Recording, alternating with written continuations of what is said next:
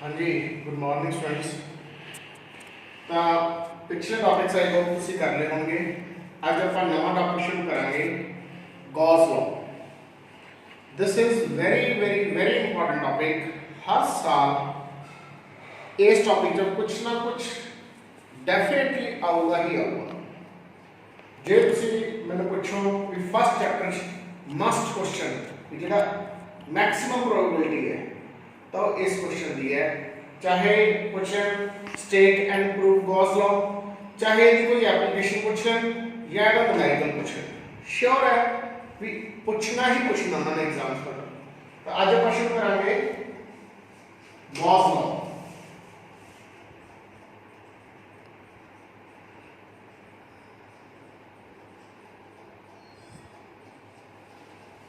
To learn about Gauss law सब तो पहले अपन टर्म स्टडी करांगे इलेक्ट्रिक फ्लक्स।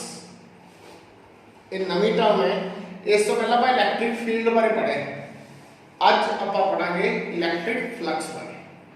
तो मैं पहले गॉस लॉ की स्टेटमेंट लिख देना, फिर मैं इलेक्ट्रिक फ्लक्स बारे बताऊंगा। क्वेश्चन होगा state and prove Gauss law. तो स्टेटमेंट है, it states that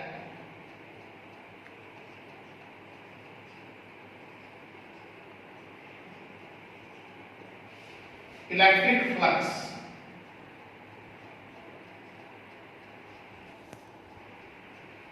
and phi, this letter is called as phi। e इथे पासे बरबा दे लेंगे electric flux, electric flux that is इनको बोल के कैसा दे surface integral of electric field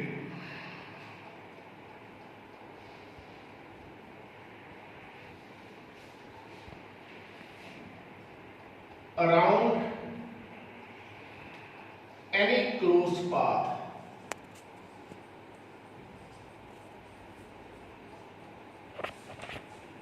in vacuum is equal to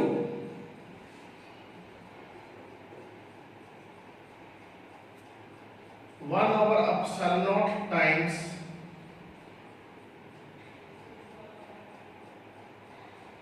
charge enclosed by that closed path। This is the statement of Gauss law। सबसे पहले मैं टर्म लिख रहा हूं electric flux.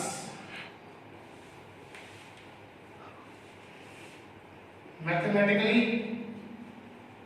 E dot ds, ds surface area है, E electric field है। इन्हें integrate करता electric field along surface area around close path. आ सिंबल है क्लोज पाथ का, इनको की रीड कर रहे हैं surface integral of electric field. Electric field नो अलोंग सरफेस एरिया इंटीग्रेट करना है। Surface integral of electric field around close path, आई सी लिखिए अराउंड क्लोज पाथ। जे में वैक्यूम क्या है, मीडियम को वैक्यूम कह रहे हैं या फ्री स्पेस कह रहे हैं, तब एप्सिलॉन नॉट होगा। जे कोई और मीडियम है तब एप्सिलॉन एम होगा। 1 ओवर एप्सिलॉन नॉट टाइम्स, मान लो उस क्लोज्ड पाथ ਦੇ ਵਿੱਚ ਚਾਰਜ क्यू है, charge enclosed by that closed path। आ स्टेटमेंट लिखिए मैं Gauss law. Surface integral of electric field means electric field नो अलोंग सरफेस एरिया इंटीग्रेट करांगे। पाथ की होना चाहिए closed, it is applicable only for closed path. वो कितने इक्वल होगा 1 over epsilon naught times charge enclosed by that closed path। अब पूरी टर्म को आप इलेक्ट्रिक फ्लक्स बोल रहे हैं। ये तो हो गई इसकी मैथमेटिकल डेफिनेशन। हम थ्योरेटिकली जिवें अपने को एक एरिया है, इलैक्ट्रिक फील्ड की डेफिनेशन तो पहले भी दसी है, वो रिमाइंड करवा रहे हैं। ये यूनिट एरिया जो यूनिट एरिया की होता है, एक हाइपोथेटिकल एरिया है, स्मॉलेस्ट एरिया। ये यूनिट एरिया जो कितनियां इलैक्ट्रिक लाइन्स पास हो रही हैं उन्होंने ਆਪਾਂ ਕਹਾਂਗੇ electric field. Total number of electric line of forces crossing unit area is called as electric field. तो इलेक्ट्रिक फ्लक्स की है, ये पूरे एरिया चो कितनी लाइन्स पास कर रही हैं इलेक्ट्रिक लाइन दी, उन्होंने कहांगे ਆਪਾਂ electric flux. So electric flux दी थ्योरेटिकल डेफिनेशन की है, total number of electric line of forces crossing certain area, that is electric flux. जे यूनिट एरिया है तो इलेक्ट्रिक फील्ड, जे टोटल एरिया है तो इलेक्ट्रिक फ्लक्स। अगली गल तुहानू एग्जाम पूछा गया कि ये यूनिट्स की है, इलेक्ट्रिक फ्लक्स के यूनिट्स की है। देखो इलेक्ट्रिक फील्ड के होंगे हैं न्यूटन पर कूलम, एरिया के मीटर से, ताहा अपने इलेक्ट्रिक फ्लक्स के यूनिट होगी। So this is the statement of Gauss law। मेरे ख्याल में स्टेटमेंट क्लियर होगी। State and prove Gauss law। तो स्टेटमेंट मैं क्लियर कर दी, फिर मैं तो प्रूफ करवाऊंगा। Gauss law को प्रूव करने वास्ते कुछ गल्लां आपां ध्यान च रखनी है। सब तो पहली गल पहला Gauss law है, ये सिर्फ क्लोज्ड पाथ वास्ते एप्लीकेबल है। जे पाथ ओपन है तो इनको आप अप्लाई नहीं कर सकते। तो सब तो पहले ਇਹਦੇ ਵਿੱਚ ਕੀ ਹੈ, ਜਦੋਂ ਵੀ ਆਪਾਂ ਇਹਦੇ ਰਿਗਾਰਡਿੰਗ ਕੋਈ ਵੀ ਐਪਲੀਕੇਸ਼ਨ ਕਰਾਂਗੇ, ਕੋਈ ਵੀ ਇਹਦਾ ਪ੍ਰੂਫ ਕਰਾਂਗੇ, ਤਾਂ ਸਭ ਤੋਂ ਪਹਿਲਾ ਪੁਆਇੰਟ ਹੈ, ਇਹ ਪੁਆਇੰਟ ਮੈਂ ਭੁੱਲ ਜਾਣਾ, ਤੁਸੀਂ ਨਾਲ ਨਾਲ ਲਿਖ ਲਿਓ ਚਾਹੇ। ਸਭ ਤੋਂ ਪਹਿਲੇ ਕੀ ਹੈ, ਫਸਟ ਪੁਆਇੰਟ ਕੀ ਹੈ, ਇਹੋ ਜਿਹਾ ਪਾਥ ਆਪਾਂ ਇਮੇजिन ਕਰਿਆ ਕਰਾਂਗੇ ਜਿਹੜਾ ਕਿ क्लोज पाथ होना चाहिए ते उस पाथ के सरफेस से हरेक पॉइंट पे इलेक्ट्रिक फील्ड की वैल्यू की होवे सेम। सो सब तो पहला पॉइंट की है, imagine a close path at every point of which electric field is same. ਇਹੋ ਜਿਹੇ ਸਰਫੇਸ ਨੂੰ, ਇਹੋ ਜਿਹੇ ਪਾਥ ਨੂੰ ਆਪਾਂ ਇਹੋ ਜਿਹੇ ਸਰਫੇਸ ਨੂੰ ਕੀ ਕਹਾਂਗੇ, ਗੌਸੀਅਨ ਸਰਫੇਸ।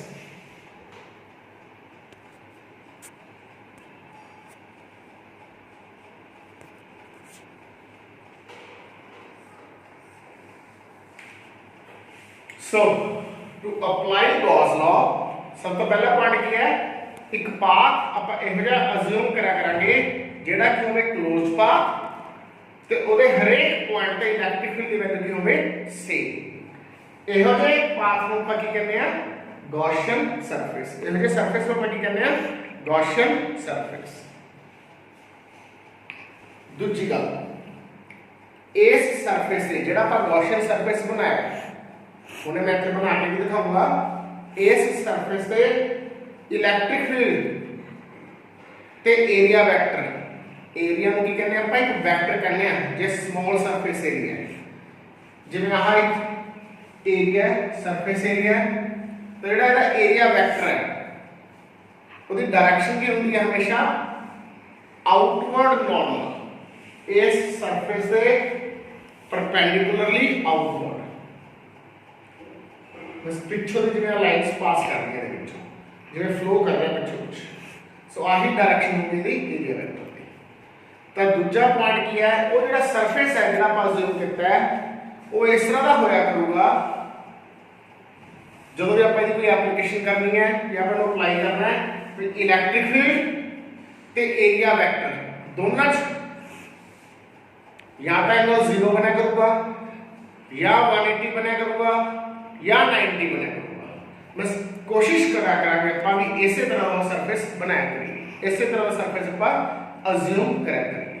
ਸੋ ਆਹ ਮੇਨ ਪੁਆਇੰਟ ਧਿਆਨ ਰੱਖਣ ਵਾਲੇ ਹੈ ਵੀ ਆਪਾਂ ਗੌਸੀਅਨ ਸਰਫੇਸ, और गॉसियन सरफेस की ਹੁੰਦਾ ਹੈ ਜਿਹੜੇ ਸਰਫੇਸ ਦੇ ਹਰੇਕ ਪੁਆਇੰਟ ਤੇ ਇਲੈਕਟ੍ਰਿਸਿਟੀ ਹੈ ਸੇਮ ਹੋਵੇ। ਤਾਂ ਜਿਵੇਂ ਆਪਾਂ ਹੁਣ ਦਾ ਪ੍ਰੂਫ ਕਰ ਰਹੇ ਹਾਂ, ਤਾਂ ਪ੍ਰੂਫ ਕਰਨ ਲੱਗੇ ਮੈਂ ਸਾਰੀ ਥਿਊਰੀ ਧਿਆਨ ਨਾਲ ਤੁਹਾਨੂੰ ਸਮਝਾਉਂਗਾ।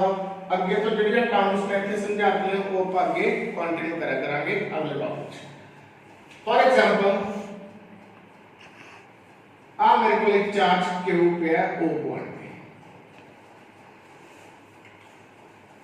इस चार्ज करके कोई भी पॉइंट P है जिथे मैं इलैक्ट्रिक फील्ड कढ़ना है।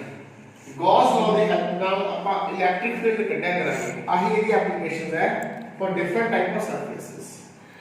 आ चार्ज क्यों है इहदे करके इस तो डिस्टेंस r ते आपां आ पॉइंट P है जिथे आपां गॉस लॉ यूज करके इलैक्ट्रिक फील्ड कढ़िया करांगे। तो हम P पॉइंट पे इलैक्ट्रिक फील्ड कढ़ना है यूजिंग गॉस लॉ। तो मैं तुहानू सब तो पहले की कहा सीगा आपां एक गॉसियन सरफेस अज्यूम करांगे। एक इहो जिहा क्लोज पाथ जिहदा सरफेस दे हरेक पॉइंट ते इलैक्ट्रिक फील्ड की होवे सेम। तो पॉइंट चार्ज करके इमेजिन किहो जिहा सरफेस होगा जिहदे हरेक पॉइंट ते इलैक्ट्रिक फील्ड सेम होगा। मींस जिन्हें इस तो इक्वल डिस्टेंस एक पॉइंट आ गया, इधर आ गया, उसी तरह इधर आ गया। आ सारे पॉइंट इस पॉइंट O तो की है इक्वल डिस्टेंस पे। तो इना पॉइंट पे इलेक्ट्रिक फील्ड की वैल्यू की होनी चाहिए सेम। तो मैं क्या कह रहा है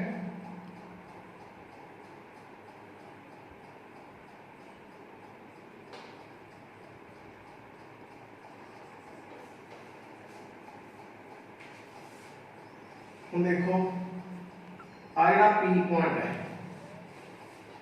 उसी तरह एक पॉइंट आ हो गया, उसी तरह एक पॉइंट आ हो गया, आ हो गया पॉइंट आ हो गया। इन सारे पॉइंट्स का O तो डिस्टेंस R है, ये स्फीयर बन गया जिसका रेडियस भी है R। इस स्फीयर के सरफेस से जितने भी पॉइंट्स है वो इस पॉइंट पे इक्वल डिस्टेंस पे। इलेक्ट्रिक फील्ड का फॉर्मूला क्या होता है K Q by R square. Charge Q है, हर एक पॉइंट का डिस्टेंस R है इस स्फीयर के सरफेस से। इसका मतलब इस हर एक पॉइंट पे इलेक्ट्रिक फील्ड की वैल्यू होगी सेम। बस आ कितना सरफेस बन गया गॉसियन सरफेस। सो ਆਪਾਂ ਕੀ ਕਰਾਂਗੇ P पॉइंट पे ਆਪਾਂ इलेक्ट्रिक फील्ड ਕੱਢਣਾ ਹੈ ਇਸ ਚਾਰਜ Q ਕਰਕੇ ਜਿਹੜਾ ਕਿ ਇਸ ਚਾਰਜ ਤੋਂ डिस्टेंस R ਤੇ ਹੈ। मैं बोल ਰਿਹਾ ਤੁਸੀਂ ਇਹ ਗੱਲ ਲਿਖੋਗੇ। ਆਪਾਂ ਕੀ ਲਿਖਾਂਗੇ imagine a Gaussian surface which is a sphere of radius R enclosing this charge Q at its center.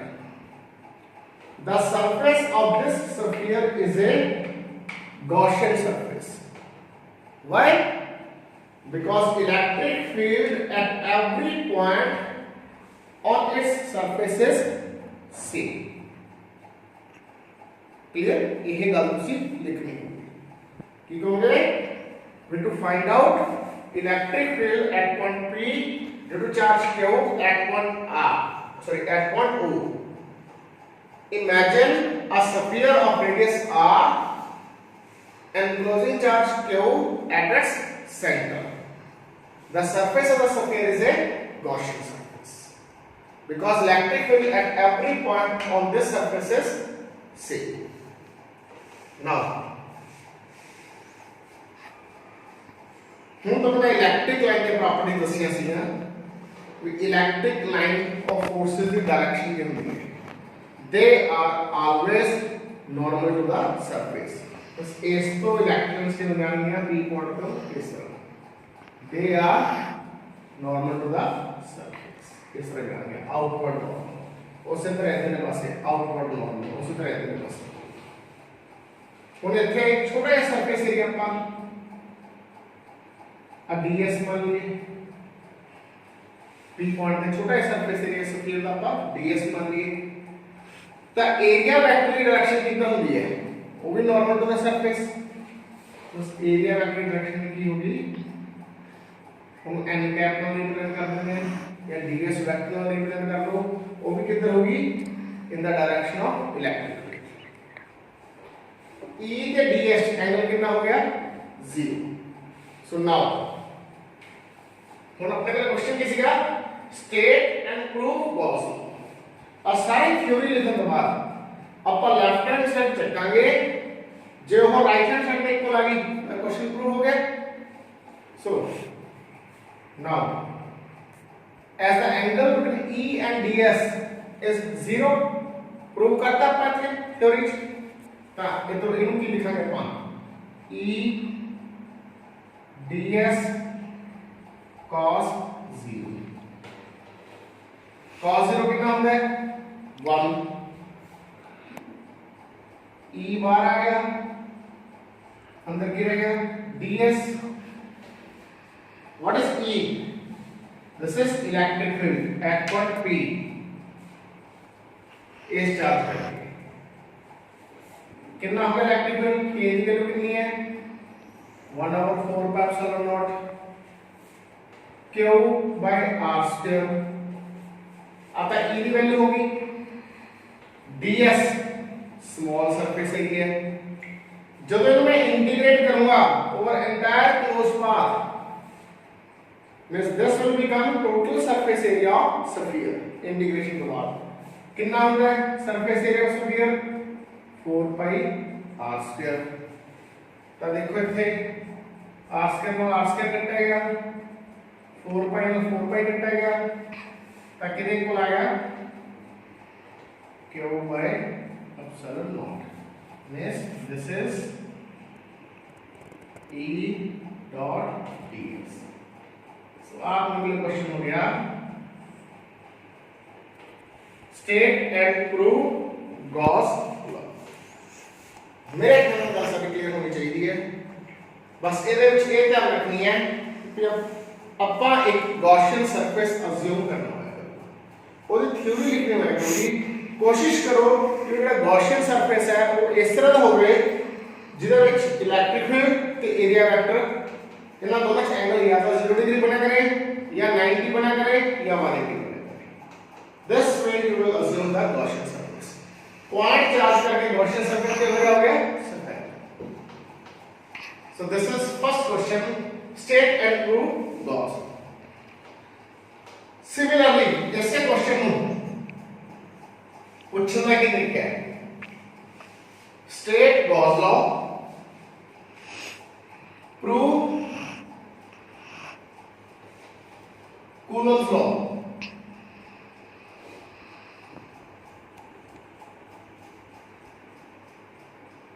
from Gauss जो है state and prove Gauss law एक साइड ਚੱਕੀ ਦੂਜੀ ਸਾਈਡ ਤੇ ਪ੍ਰੂਵ ਕਰਤੀ ਹੁਣ ਜੇ ਇਸੇ ਦੀ ਆਪਾਂ ਇੱਕ ਐਪਲੀਕੇਸ਼ਨ ਕਰਨ ਲੱਗੇ ਆ ਵੀ ਕੂਲਮ ਲਾਅ ਪ੍ਰੂਵ ਕਰਨਾ ਹੈ ਹੁਣ ਆਪਾਂ दोनों साइड से करेंगे we know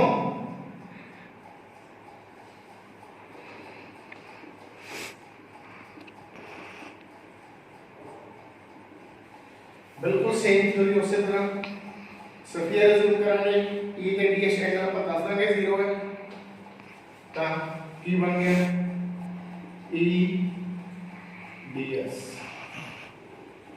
Q by epsilon naught इन दोनों साइड से ਆਪਾਂ ਪੈਰਲਲ ਲੈ ਕੇ ਜਾਵਾਂਗੇ ਜਦੋਂ ਪ੍ਰੂਫ ਕੀਤਾ ਸੀ ਗੌਸ ਲਾਅ ਉਹਦੇ ਵਿੱਚ ਮੈਂ ਇਲੈਕਟ੍ਰਿਕ ਫੀਲਡ ਦੀ ਵੈਲਿਊ ਸਬਸਟੀਟਿਊਟ ਕਰਦੇ ਸੀ ਜਦੋਂ ਕੂਲਮ ਲਾਅ ਪ੍ਰੂਫ ਕਰਨਾ ਹੈ ਉਦੋਂ ਇਲੈਕਟ੍ਰਿਕ ਫੀਲਡ ਦੀ ਵੈਲਿਊ ਆਪਾਂ ਫਾਈਂਡ ਆਊਟ ਕਰਨੀ ਹੈ P ਪੁਆਇੰਟ ਤੇ ਇਲੈਕਟ੍ਰਿਕ ਫੀਲਡ ਫਾਈਂਡ ਆਊਟ ਕਰਾਂਗੇ ਤਾਂ ਇਹ ਨਿਕਲ ਕਲੀਅਰ ਹੈ ds ਨੂੰ ਕੀ ਲਿਖਾਂਗੇ ਇੱਥੋਂ ਆਪਾਂ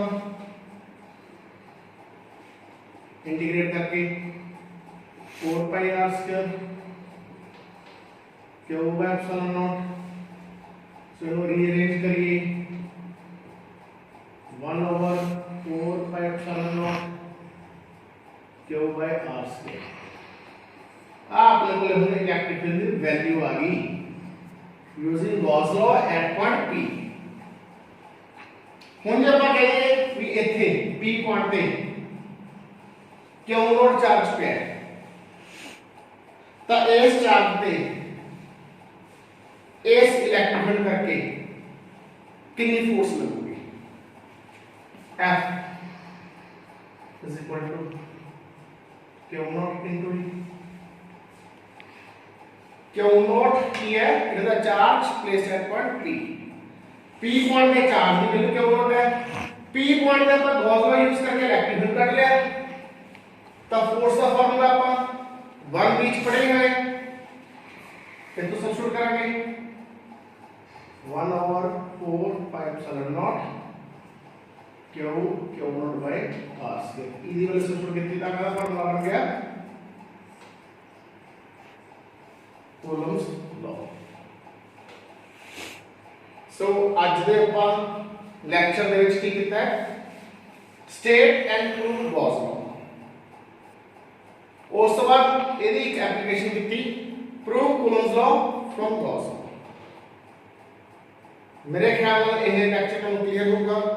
ਇਸ ਤੋਂ ਅਗਲੇ ਲੈਕਚਰ 'ਚ ਆਪਾਂ ਗੌਸ ਲॉ ਦੀਆਂ ਅਗਲੀਆਂ ਐਪਲੀਕੇਸ਼ਨ ਸ਼ੁਰੂ ਕਰਾਂਗੇ ਨਾਲ ਕੁਝ ਆਪਾਂ ਦੇ ਨੂਮੈਰਿਕਲਸ ਟਰਾਈ ਕਰਾਂਗੇ। Thank you, have a nice day.